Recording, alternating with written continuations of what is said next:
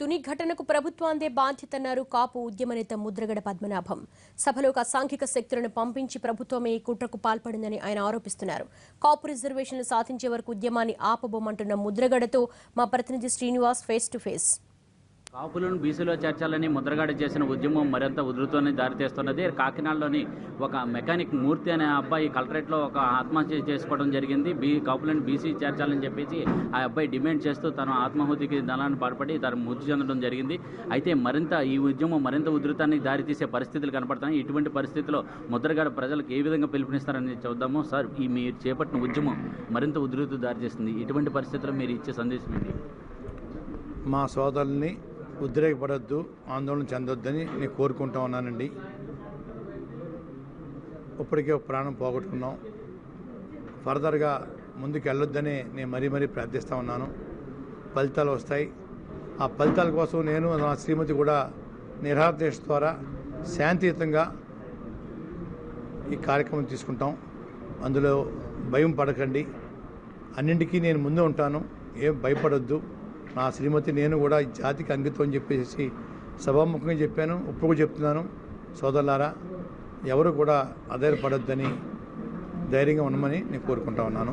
Sir, మీరు రెచ్చగొట్టే వ్యాఖ్యలు చేయటం వల్ల ఎంత హింసాత్మకమైన ఘటనలు ఏర్పడటానికి కానీ లేకపోతే ఇప్పుడు జరుగుతున్న పరిణామాలకు కానీ కారణం అని చెప్పేసి కొంతమంది నేతలు కానీ ముఖ్యమంత్రి కానీ తర్వాత పవన్ కళ్యాణ్ కానీ ఇటువంటి వారు విమర్శలు చేస్తున్నారు. మీకు సార్, రెచ్చగొట్టే మాటలు అంటూ ఏమీ లేవు సార్. నాకు వయసు 62 వచ్చేసిందండి. ఇంక ఉద్యమాలు చేయలేను. ఇది ఆకలితో కూడిన ఆఖరి ఉద్యమం అని చెప్పడం జరిగిందండి. తరచూ ఉద్యమాలు చేయడానికి నాకు ఆరోగ్యం పర్మిట్ చేయదు. కాబట్టి ఈ ఉద్యమం ద్వారా మనం ఫలాలు సాధించుకోవాలన్న ఆలోచనతో నా కార్యక్రమం తీసుకోవడం జరిగింది తప్ప జనాన్ని ఉద్రేకపరిచి బస్సులు తగలబెట్టండి, రైలు తగలబెట్టండి అనేది చెప్పే మాటలు నాకు అలవాటు లేదు. మొదటి నుంచి ఎన్నో ఉద్యమాలు చేశానండి. ఈ బ్యాడ్ ఎలిమెంట్స్కి అధికార పార్టీ ప్రతినిధులు ట్రైనింగ్ ఇచ్చి మా ఉద్యమాన్ని భగ్నం చేయాలా, చెడు తేవాలా, ఈ మా ఏరియాలో పెడతారా మీటింగ్ అని చెప్పేసి వారు విషప్రచారం చేసి ఒక వారం 10 రోజుల నుంచి బీభత్సమైన వేధింపులు మమ్మల్ని గురి చేసి ఎన్నో ఆటంకాలండి. బస్సులు ఇవ్వద్దని, లారీలు ఇవ్వద్దని, స్కూల్ బస్సులు ఇవ్వద్దని, వ్యాన్లు వస్తే పర్మిట్ రద్దు చేస్తామని చెప్పేసి, వండుకోవడానికి జాగా కూడా ఇవ్వద్దని చెప్పేసి రైతులను బెదిరించడం, ఇటువంటి సంఘటన చేశారు సార్. మా దురదృష్టం అనేది. ఆ విధంగా మమ్మల్ని బాధించడం వల్ల వారం రోజుల తర్వాత కార్యాచరణ ప్రకటించేది ఆ రోజే కూర్చోవలసిన పరిస్థితి ప్రభుత్వం కలగజేసిందండి. అది కూడా శాంతియుతంగా చేయాలన్న ఆలోచన గత నుంచి ఉందండి. కొత్తగా నేను తెచ్చుకోగలదు, నాకు అవసరం లేదు. నాకు ఎప్పుడు కూడా ప్రభుత్వ ఆస్తులు కానీ ప్రైవేట్ ఆస్తులు కానీ ఏ కులాల ఆస్తులు కానీ ఏ కులానికి వ్యతిరేకం కానీ ఎప్పుడు నేను ఉద్యమాలు చేయలేదు సార్. చేయను కూడా. ఎవరిని కొట్టడం కానీ కొట్టించడం కానీ చేసే మనిషి అలవాటు లేదు సార్. అది వారు చేసి ఈ ఉద్యమాన్ని నీరు కార్చాలని చెప్పి ప్రయత్నం చేస్తూ ఉన్నారు. దానికి తోడు తుని నియోజకవర్గంలో ఎంతోమంది నాయకులు మాకు సపోర్ట్ చేశారండి. వారిని కూడా కేసుల్లో బాధించాలని ప్రయత్నం చేస్తూ ఉన్నారు. కేసుల్లో పెడితే వారితో పాటు నేను కూడా జైల్లో ఉన్నాకి సిద్ధంగా ఉన్నాను. తప్పుడు మార్గాల్లో మా సోదరుల్ని ఇరికించొద్దని నేను అధికార పార్టీ వారిని కోరుతా ఉన్నాను. మంచి పని కాదు సుమా.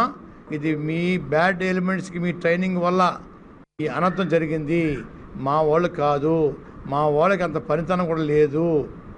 ఇది లోకల్గా ఉన్నవాళ్ళు పరమాయించి పారిపోయే మార్గాలు కూడా వాళ్ళకే తెలుసు.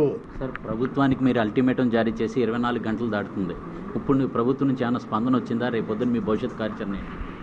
ప్రభుత్వం నుంచి స్పందన అంటూ ఏమీ లేదు సార్. నిన్న కూడా మధ్యంతరంగా రాష్ట్రాలకు రైలు రోకో ఆపేయడానికి కారణం ఇంకా పలు విధ్వంసాలు సృష్టిస్తారు అధికార పార్టీ. వాటికి అవకాశం ఇవ్వకూడదనే నేను ఈ శిబిరాన్ని ఇంటికి మార్చడం జరిగిందండి. ఆ రాత్రి ముగించేటప్పుడు శాంతియుతంగా చేసే ఉద్యమానికి ఇక కళంకం తెస్తూ ఉంది అధికార పార్టీ. కాబట్టి నేను నా శ్రీమతి ఆమనాదేశ్కి కూర్చోవడానికి తారీఖు అనౌన్స్ చేస్తాను. రేపు ముఖ్యమంత్రి గారి నుంచి సానుకూలమైన రిప్లై వచ్చే సరే రాకపోతే నేను కూర్చుంటానని చెప్పేసి నిన్న చెప్పి సభ ముగించడం జరిగిందండి. ఈరోజు రాలేదు కాబట్టి శుక్రవారం ఉదయం నుంచి నేను ఆమనాదేశ్ కూర్చోవడానికి సిద్ధపడ్డాను. నేను నా శ్రీమతిని ఒకవేళ కేసుల్లో ఇరికించి జైల్లో పెడితే జైల్లో చేయడానికి కూడా నేను సిద్ధపడుతున్నానండి. ఎటువంటి యాంటిసిపేటరీ బెయిల్కి వెళ్ళను, బెయిల్ కూడా పిటిషన్ కూడా దాఖలు చేయను. ఎన్ని సెక్షన్లు పెట్టుకున్నా భయపడను, భయపడి పారిపోయే సమస్య లేదు.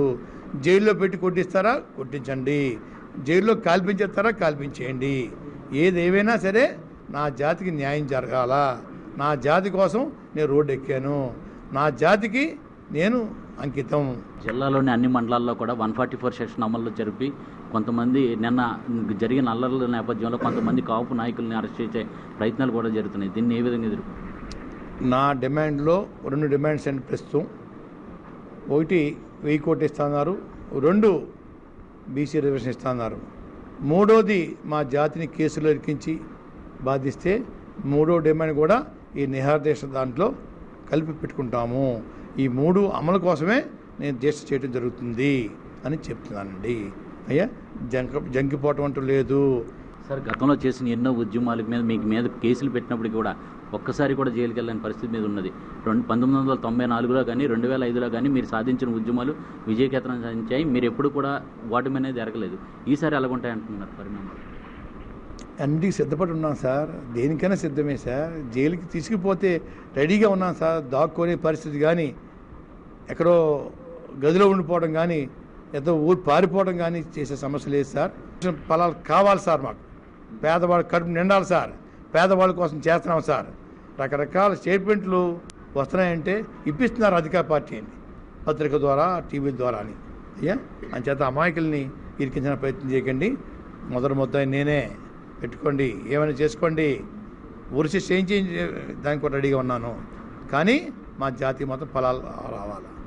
కాపులను బీసీలో సాధించే వరకు తీరతానని చెప్పేసి ఆయన నమ్మకంగా చెప్పడం జరుగుతున్నది. అలాగే రిజర్వేషన్ సాధించి కాపు సోదరులకి ఇది అంకితం ఇస్తానని చెప్పేసి ఆయన చెప్పడం జరుగుతుంది. ఈ ఉద్యమం మరింత ఉధృత దారి తీసినప్పటికీ కూడా ప్రజల మట్టికి ఈ కాపు సోదరులందరూ కూడా సమన్వయం పాటించి ఉద్యమం పక్కదారి తప్పకుండా చూడాలని చెప్పేసి ఆయన విజ్ఞప్తి చేయడం జరుగుతుంది. Over to studio.